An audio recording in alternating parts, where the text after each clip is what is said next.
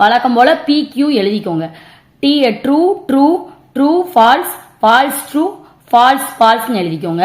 Second என்னது, இது உங்களுக்கு ஆல்ரெடி தெரியும். ஓகேவா, இப்படி போட்டிருந்தா இந்த சிம்பிள் போட்டிருந்தா இந்த கியூக்கு ட்ரூ கொடுத்தா நம்ம என்ன எழுதணும், ஃபால்ஸ் எழுதணும். ஃபால்ஸ் கொடுத்தா ட்ரூ எழுதணும். ஓகேவா, இந்த சிம்பிள் புரிஞ்சிருச்சா? இது என்ன சிம்பிள், இது வந்து ஆர் சிம்பிள்.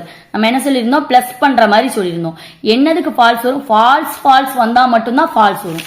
அப்ப என்ன வரும் உங்களுக்கு, இந்த டேபிளை பொறுத்தவரையில உங்களுக்கு என்ன வரும், ஃபால்ஸ் ஃபால்ஸ்ன்னு வந்தா மட்டும் ஃபால்ஸ் வரும்.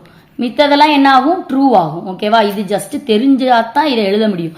ஃபர்ஸ்ட் P எழுதிக்கோங்க, Q எழுதிக்கோங்க, அடுத்து இந்த நெகோசியேஷன் Q எழுதிக்கோங்க, அப்புறம் சேர்த்து எல்லாத்தையும் எழுதிக்கோங்க. தனித்தனியா எழுதிட்டு அப்புறம் சேர்த்து எழுதுங்க. ஓகேவா, ஃபர்ஸ்ட் P வழக்கம் போல true true true false false true false ஃபால்ஸ்னு போட்டாச்சு.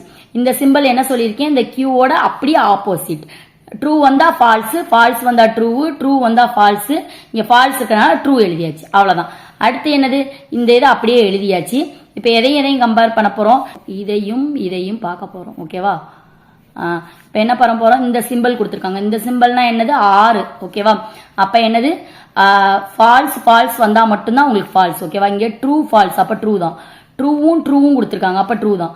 இங்க ஃபால்ஸ் ஃபால்ஸ். ஓகேவா, இந்த வந்துருச்சு ஃபால்ஸ் ஃபால்ஸ். இந்த ஒரு டேர்ம் மட்டும்தான் ஃபால்ஸ். ஓகேவா, மற்றது ஃபால்ஸ் ட்ரூனா ட்ரூ தான். ஓகேவா, ஃபால்ஸ் ஃபால்ஸ் இந்த ஒரு டேர்ம் மட்டும்தான் ஃபால்ஸ், ஏன்னா இந்த சிம்பிள் கொடுத்துருக்காங்க. புரியுதா உங்களுக்கு? அவ்வளவுதான். இதுதான் செகண்ட் சம்.